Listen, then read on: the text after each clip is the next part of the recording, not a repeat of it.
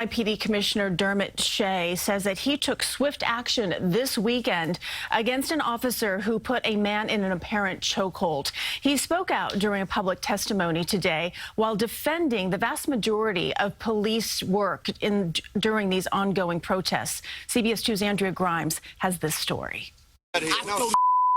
The NYPD body camera video shows officers on the boardwalk in the Rockaways, called there initially, police say, by passerby who reported this man acting erratically Sunday morning.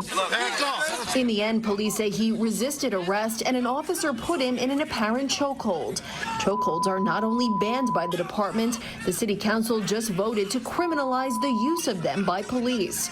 The man in the video was treated at the hospital for a cut on his head.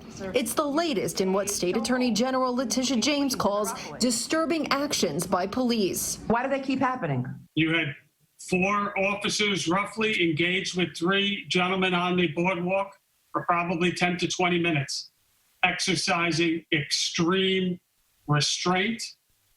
I think people should be condemning the acts, in my opinion, of the individuals, the language they used. But at the end of that story, an officer put his hand around a person's neck. NYPD Commissioner Dermot Shea says he swiftly suspended that officer without pay.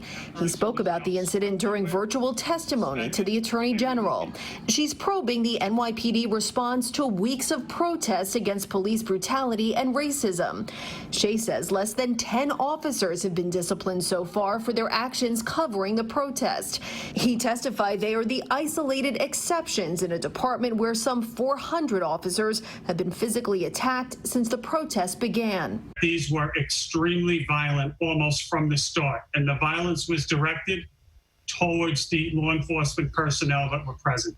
While Shea stood up for the vast majority of his officers, James grilled him about their tactics. The commissioner admitted they do have to regain some trust that's been lost, but noted those who back them are doing so privately. No one will come out and support the police right now because they are scared, because they will get shouted down. And I think that's really sad.